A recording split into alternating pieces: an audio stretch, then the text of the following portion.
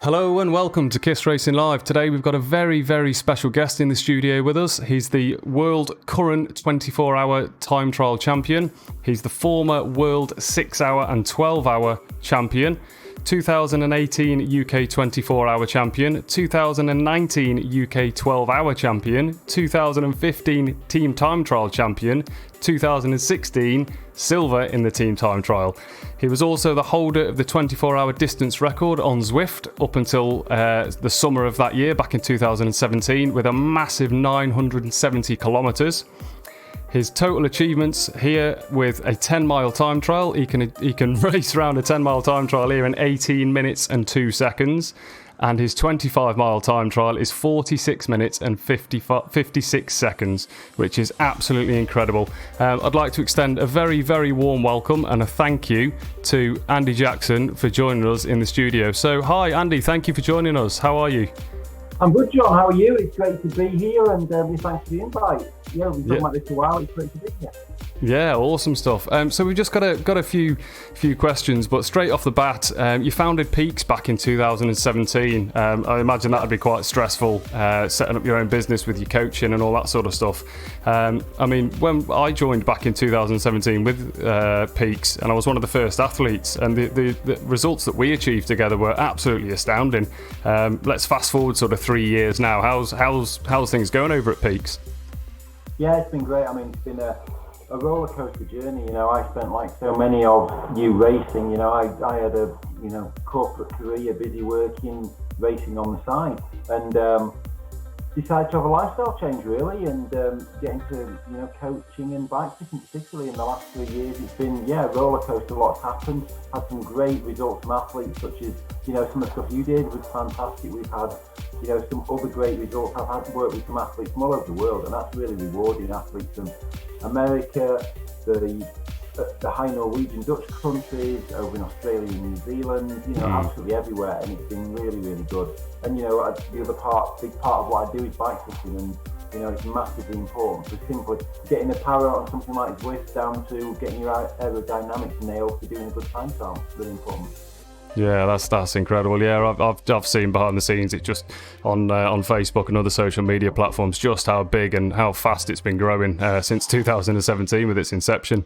It's incredible. No, thank you. It's certainly not easy. These things never are, but when it makes it easy when it's a passion. You never actually switch off, but hey, that's life. All perks of the job, I suppose, mate. So we've got a few questions in from various members across social media and various members across the team. One of the questions from Brandon Melton-Tallow. Now, I don't know if I've seen you've looked at a few of our streams and sort of stuff like that. Now, Brandon is an absolute monster powerhouse kind of guy, and he can. I do know Brandon. I do know of Brandon. He's a beast. So he goes, have you got any other endurance races planned? Oh God!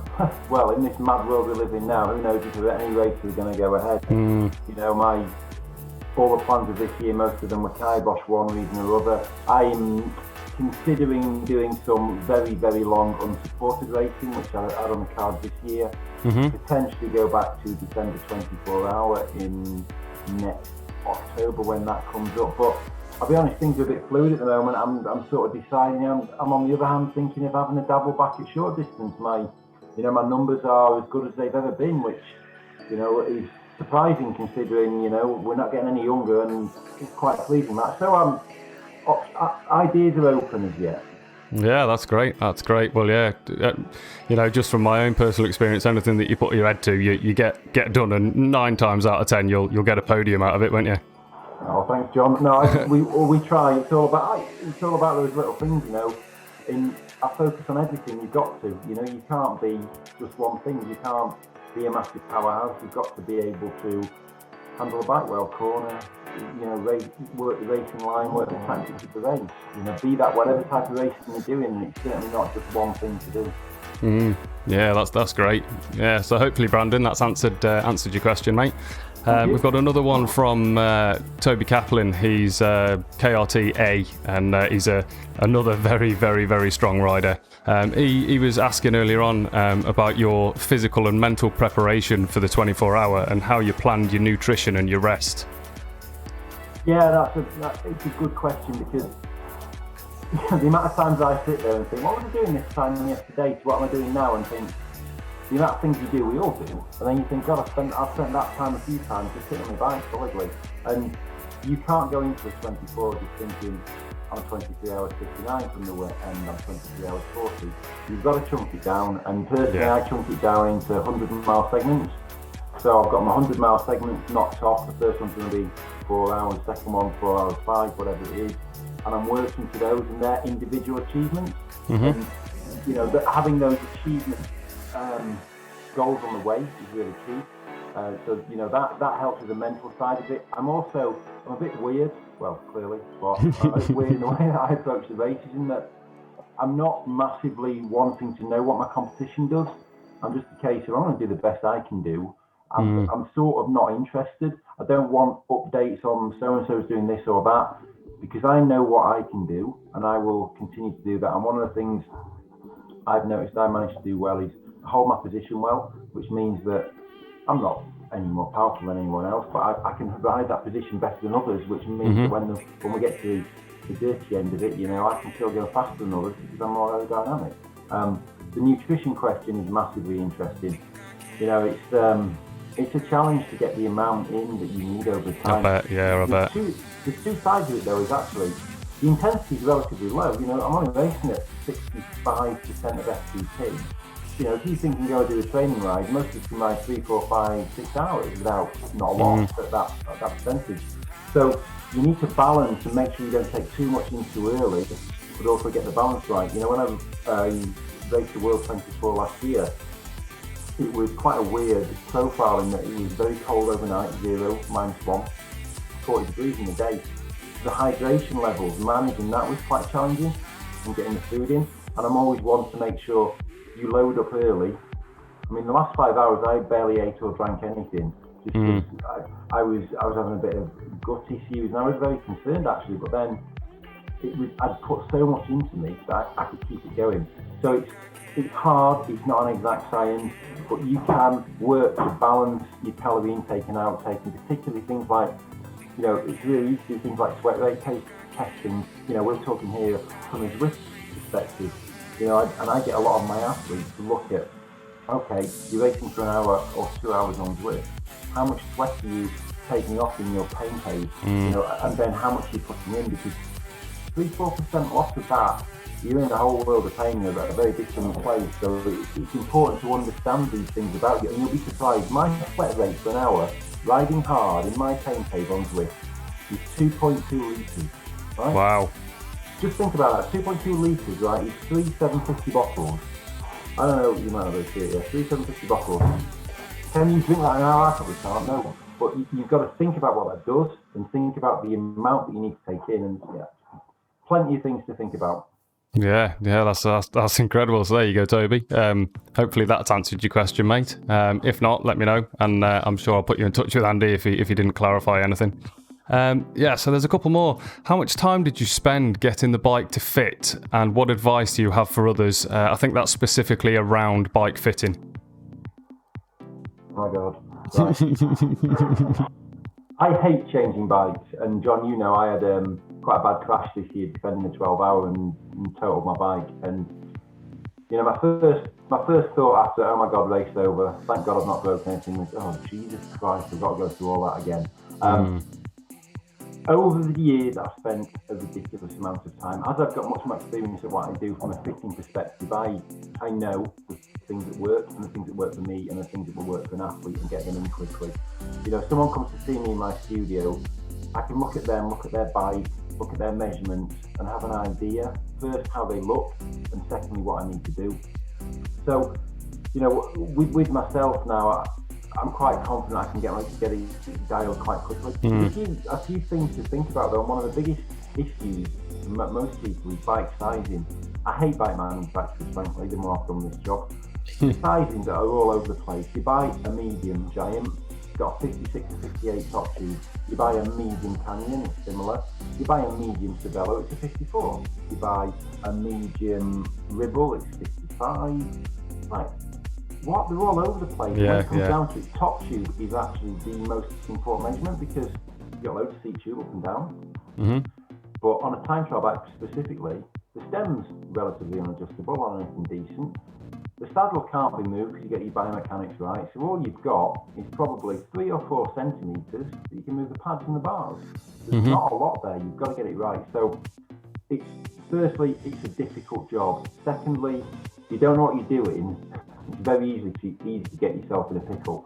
And I've seen quite a few people who, I just put a saddle up this, I just did that, I just did the other, and then you look at the position and I'm sort of like, you know, we have opportunities, as we like to call it in the corporate world, you know, opportunities to make you better.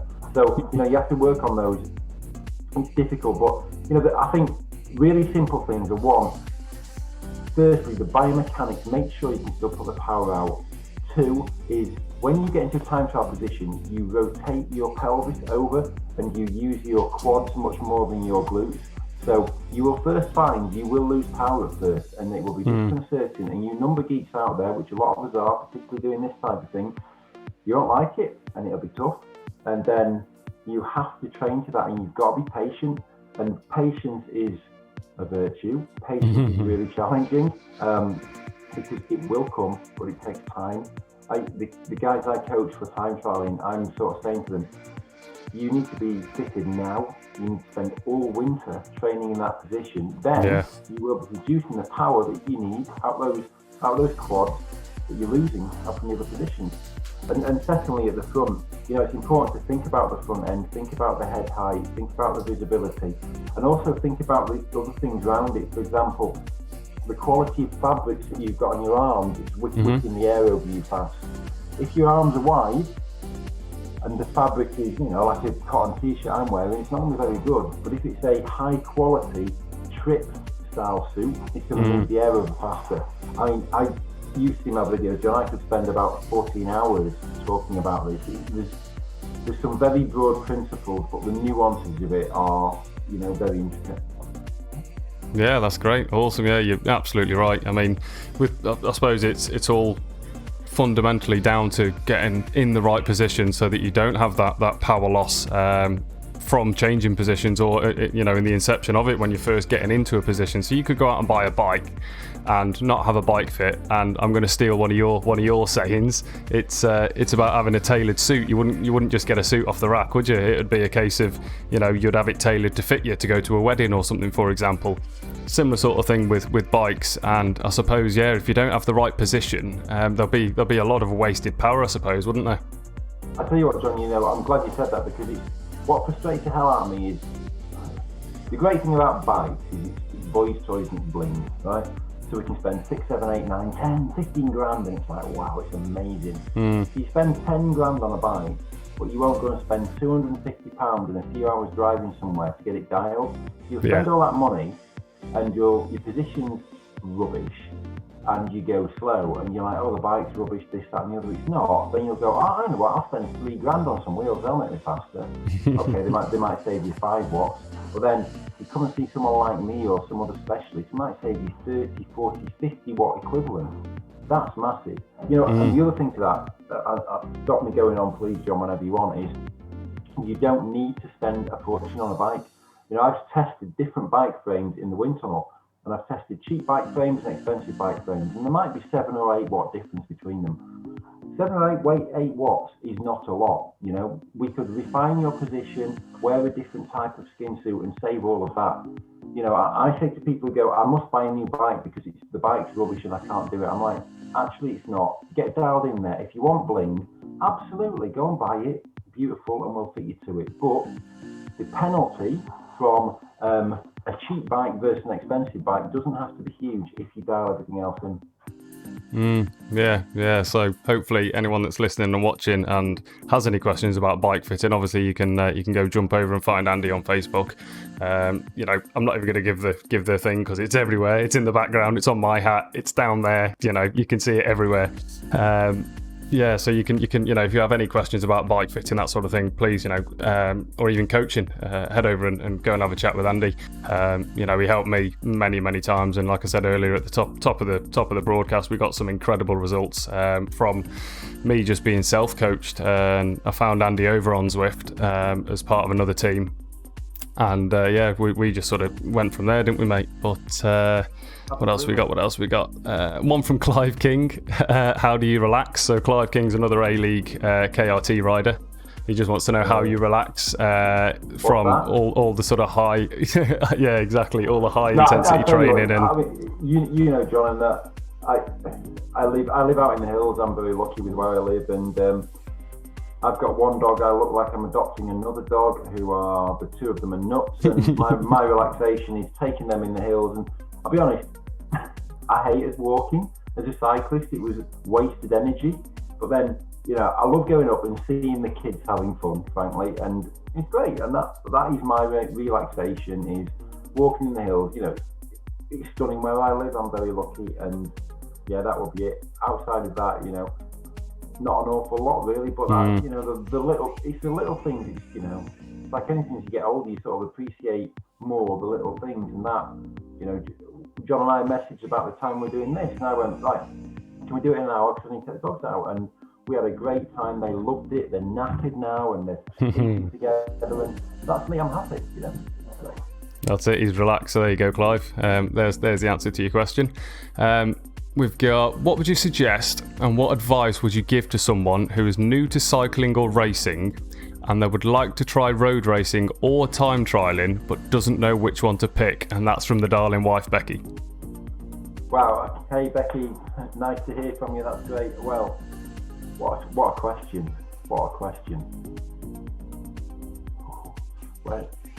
honestly, I would say start with just time trial on the road bike, do a 10, club 10. Loads of reasons for this. The reason I say that, one is it's cheap. You can enter a club 10 for like £5 or £6. We probably have got them all over the place. I know we're past the summer now, but when we're out of this madness, it's easy. It's a great way, and I've seen some stuff you've done which has been really good, in that you've just gone on Zwift and you've smashed the time trial out. Give that type of thing a go. Because for someone who's new to it, like yourself and like others, you've got to learn really, things about power, but things about bike handling, and going into a third or fourth cat race, as the likes of John knows from coming through it, there's a lot of idiots who cannot handle bikes. Mm-hmm. You could go into your first race, be brought down by an idiot, and actually be quite badly hurt. And I would say get your skills up, get your performance level up, so at that point you can go, right, actually I want to try road racing. So if you try road racing, you're in a position that you just ride off, get rid of the idiots really quickly, because they're actually quite dangerous. And then you might decide then road racing might suit you from your power profile.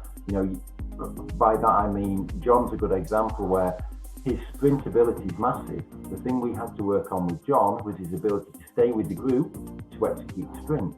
So that might be the case. Or for me, for example, I'm pretty rubbish in road races because my sprint's crap, but I'm a diesel. I can sit there at 400 watts all day long, but I can only sprint to about 800. Whereas if you can execute a 1400 watts, it's different. But the nuances of it. But to answer your question simply, I'd say start with time trialing, find the love, and then think about what you can do. But learn the skill. And a more general point for a lot of people who use Zwift a lot, or online training, and I see this with quite a lot of guys I coach, is that they might be powerhouses, a great execution online, but you get them on the road, downhill, wind, gates, traffic, and their ability to execute a good session is not as good. Maybe they're not great at using gears because they're using erg mode too much and training on Zwift, or they can't handle it when it's windy or there's traffic. Decide what you want to do. If you want to race on here all the time on Zwift, absolutely, they're fantastic. But if you want to race in the real world, you need to understand and experience how to put that power down and get the, deal with the different things that happen when you're on the road. There you go, Beck. So hopefully, that's answered your question. Obviously, you know where Andy is if it doesn't. Okay, very couple more left, mate. I know you're a very, very busy man. How did it feel to become the world champion after a lifetime of training for it? Oh no, that's a great question. It was. I mean, the first one I went for the 6 hour, and 6 hours is a funny distance. It's like there's no 6 hour race in the UK, so yeah, it was great to do. You know, we went to the 12, and it was nice to do that, and then rounded it off by taking the 24, which the sweet of the three no one's done, and I'll stick my finger out there and say no one ever will do, because there's not many people who do long distance who can go fast over short distance. So it was a really satisfying moment actually. I never put as much pressure on myself as I did last year to do the 24. I went there and I was flying to California, spent a lot of money, a lot of time, and I was going for one reason, to win. And that sounds arrogant, and I'm not an arrogant type of person, but no other result was good enough. And I worked and I trained and I made everything work to deliver that result, and it was satisfying to deliver that. I suppose a lot of people see the success of anybody, be it Filippo Ganna, and what he did yesterday in the time trial, and what he did in the hill climb in Giro, or G. Thomas, or whatever else. They see the success, they don't see everything behind it. They don't see, crashes I've had recently in defending titles. That sort of goes by the by and it's forgotten, but that's a massive part. I spent all my year this year going to defend the UK 12. I got taken out by a car at 10.5 hours. That game over, no one remembers that. That's nothing, and that's my whole year wiped out.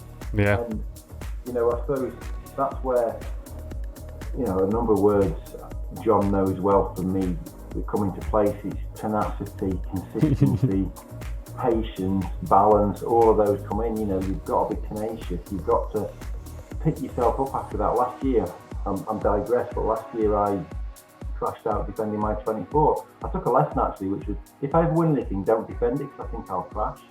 So I crashed out defending the 24, and the day after this is a disaster, and then 3 weeks later I won the 12 hour.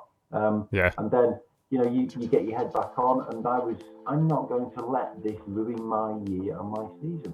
But seeing that, and there's no shortcuts. I suppose what frustrates me about some people who come in, they just want a quick, easy answer, and there aren't many quick, easy answers outside of working bloody hard, doing the right things, and doing it better than the guy next to you. Because if you don't, he's going to beat you. Simple.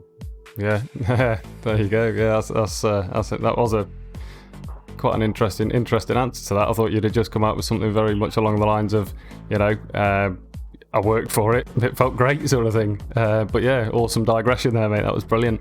That's all right. Finally, so you may have seen KRT have been in the Platinum League on Zwift for some weeks now.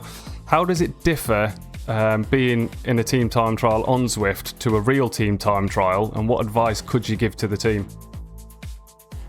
Nah, that's a good question, and we've talked a bit offline about this, and actually in a lot of ways it's quite alike. It's probably one of the areas where Zwift is most alike to real world racing. I suppose one of the things about the Zwift racing from an individual perspective is sometimes a double draft means that there's no chance of getting away. It's always going to be a bunch sprint unless there's a decent amount of hills to split people up. Whereas in the team time trial, actually, if you can ride a good formation, you can stay close. And obviously that's difficult because you can't control that the way you can in the real world. Obviously we know that Zwift keeps you as a person on the middle of your screen and everyone to that. But if you can maintain that 1 or 2 meters closeness, and you can be quite, consistent with the through and off. So when you go through, the same in the real world, when you go through, you don't kick to 8 watts and then try and drop all your teammates. You come through smoothly, and actually the best way to do it in any type of team time trial situation is not come through from back. Let's say you're sitting on the front at 5 watts a kilo, 6 watts a kilo for your 30 seconds. You pull off, slowly drop that down. All that happens then, the guy who's sat behind you at 4.5 watts a kilo, slightly then up 6 to the 5 to maintain the speed, he's taking the wind. You then drop off, sit in the back, and so you maintain that consistency from there. The thing that I've seen personally from racing and from others in there is that too many people get excited on the climb. You do, you know. I did reverse figure of 8 in the Premier League, and I didn't want to do it because I thought I've not got enough top end to do it. And we're going up there, and like these guys, we're doing 7 watts a kilo, and I'm like, I can do that for 2 minutes. I can't do it for 4 minutes, but the reverse failure on or 3:30 at that pace. And you need to think about your teammates then, because it's great that you can deliver 7 watts a kilo for 4 minutes. Good on you, but this is a team race where 3, 4, 5 people need to finish. You've actually got to think about your team and go, right, okay, maybe I'll dial it down half a watt a kilo now, because that guy behind me who's a bit heavier is actually a powerhouse. Get him on the flat, he'll deliver 6 consistently, which will make it go faster. Because, and again, I'm going on a bit here, John, but thinking about the differences of it, if you're a lightweight climber at 50 kilos doing 6 watts a kilo, wow, great, 300 watts. 300 watts to me is barely zone 3, right? So, but then on a climb, if you smash it up above that, I might struggle, but then I can sit at 400 watts, which for you might be 8 watts a kilo. You might struggle to hold that, but I can sit at that for a long time. Therefore, you can sit behind me. So you got to think about the power and the in your team who's good. So there might be one guy who's great, who can lead up the climbs, keeps an eye on the guys behind. Don't drop them, get them up there. When it comes down, let the big guys through. They'll pull you along, because on the descents from the flat, the power that those guys can put in is going to be, is going to drag you along super fast. So, real, long-winded answer, but in reality, I think the team time trial is probably one of the closest parts of Zwift to real life racing. The but is, to do really, really well, think about your team, think about your team roles, and think about keeping your teammates in the right place. Yeah, awesome. I mean, yeah, they've done incredible. I've covered a couple of them on the streams over the last few weeks, and they consistently remain in the Platinum League.